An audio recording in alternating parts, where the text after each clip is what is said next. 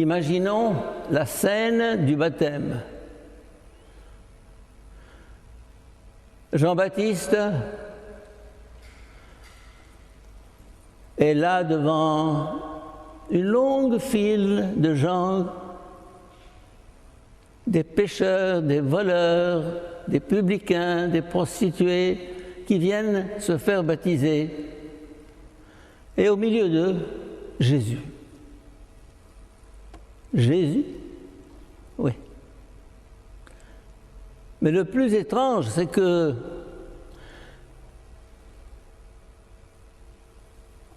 une voix descend du ciel et dit « Celui-ci est mon fils, mon bien-aimé, en qui j'ai mis tout mon amour. » Apparemment, c'est un homme parmi les hommes, un pécheur parmi les pécheurs. Rien ne le différencie. Et voilà que le Père dit, lui, il est tout pour moi, c'est mon fils, mon unique, mon bien-aimé.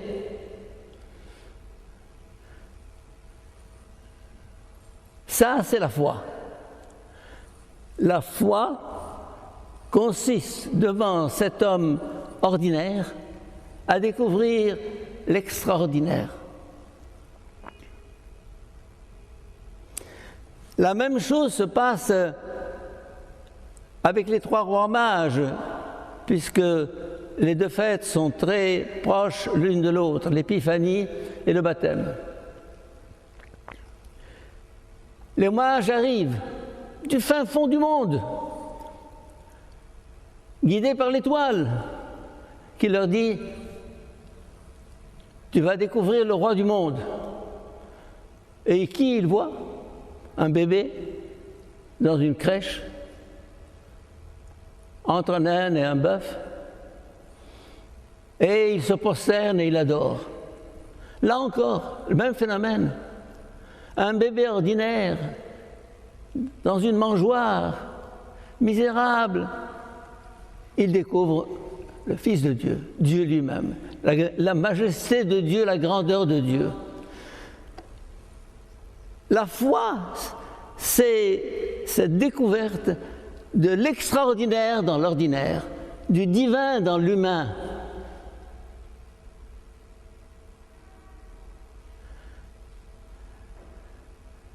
Et c'est ce que nous faisons, nous chrétiens, normalement, lorsque nous disons « cet homme est le Fils de Dieu ». Scandale. Quel signe?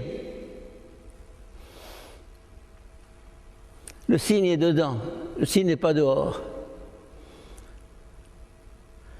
Et en fait,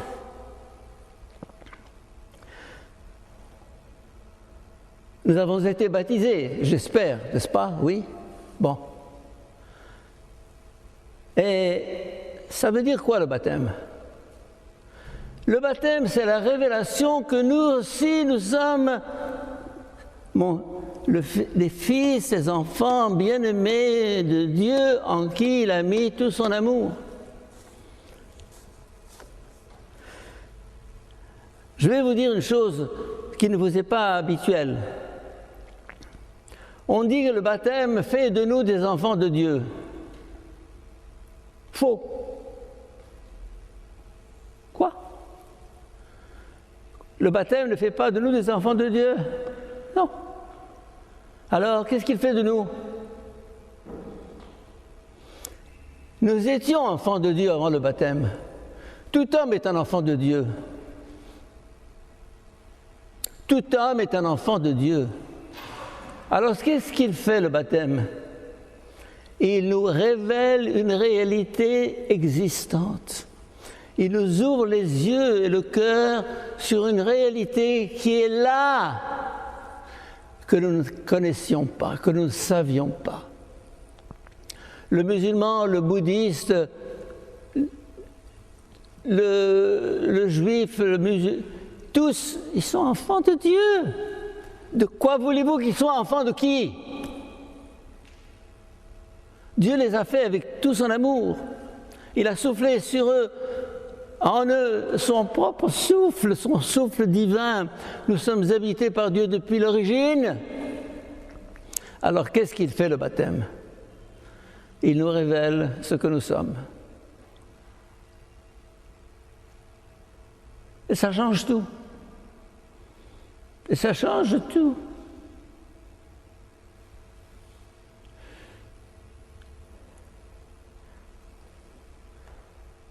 On dit quelquefois le fils du ministre de l'Éducation, le fils du président de la République. Bien, je suis le fils de Dieu, je suis l'enfant de Dieu, président, ministre. Moi, je suis plus que ça. Le christianisme révèle à l'homme sa grandeur, ineffable, incroyable.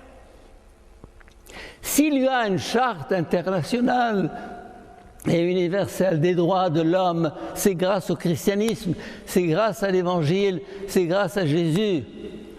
Jésus nous dit, tu es grand. Tu es grand. Oui. Mais je ne savais pas. La foi change tout. D'abord, elle change mon regard sur l'autre. Il n'y a pas le portier, le balayeur, la servante. Il y a cet homme, cette femme, ce sont les enfants de Dieu. Donc, dans un premier temps, la foi consiste à dire à Jésus, tu es le Fils de Dieu. Bravo, très bien. Ça ne coûte pas cher. Mais après ça, alors, ce garçon, cette fille, ce handicapé, ce malheureux, ce casse-pied, est lui aussi enfant de Dieu. Il est enfant de Dieu. Il est fils de Dieu. L'Évangile revêt l'homme d'une dignité incroyable. Jamais, jamais nous n'aurions découvert ça tout seul. Jamais.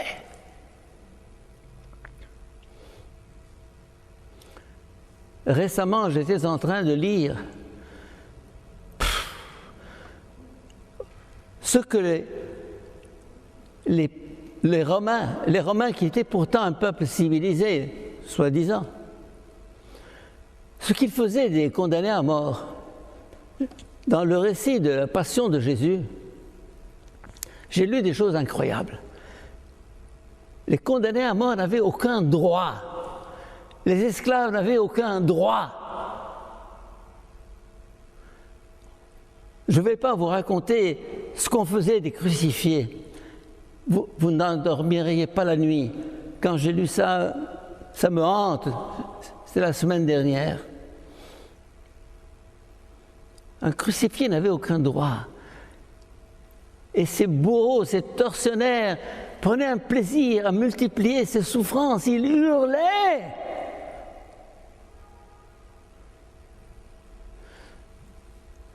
Il y a les droits de l'homme. Il y a l'action pour l'abolition de la torture. Il y a les associations pour les prisonniers, pour les handicapés, pour les malades, pour les vieillards. Ça vient d'où tout ça? De l'Évangile. On ne le sait pas. On ne veut pas le dire. On a honte. C'est Jésus. Il a révolutionné le monde en donnant à l'homme sa place centrale, sa place royale, sa place divine. Ça, c'est la foi. Pas seulement la foi en Jésus, Fils de Dieu, oui, bon, mais la foi en Jésus, Fils de Dieu, dans l'autre.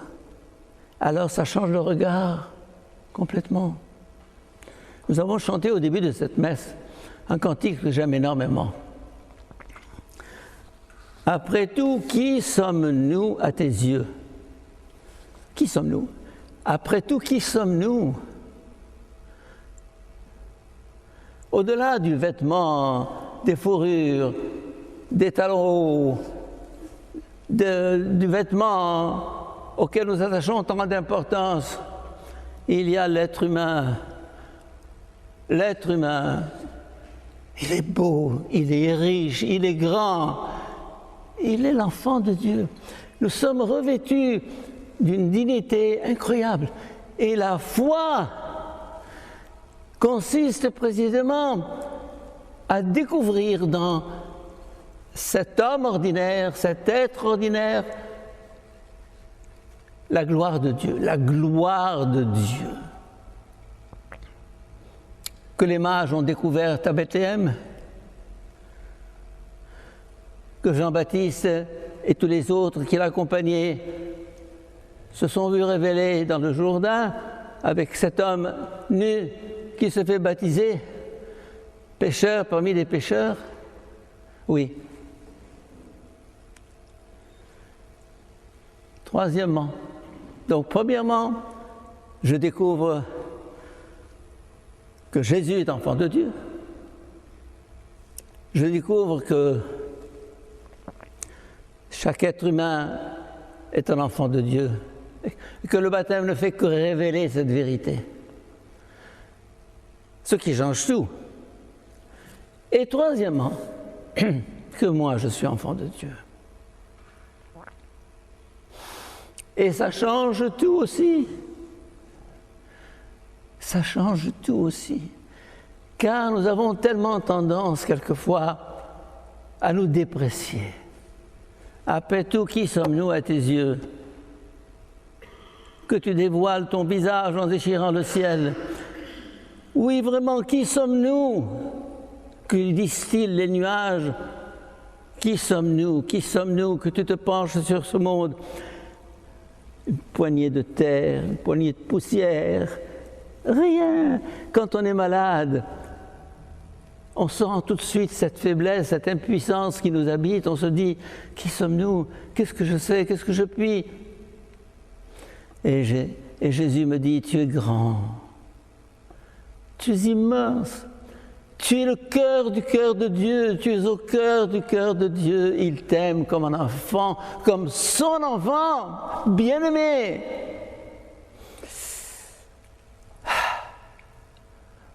Quelquefois on dit, pourquoi la foi? Pourquoi la foi? Pourquoi la foi? Mais si le monde a perdu le sens de la vie et le goût de la vie, c'est qu'il a perdu la foi. La vraie foi, pas la foi en un credo, en des formules, en des doctrines. Non. Il nous reste à découvrir la foi. Vous allez me dire, mais nous avons la foi. Bon, vous allez me dire, non, on va réciter le credo, je crois en Dieu. Oui, qu'elle va me faire. Excusez-moi, mais la foi vécue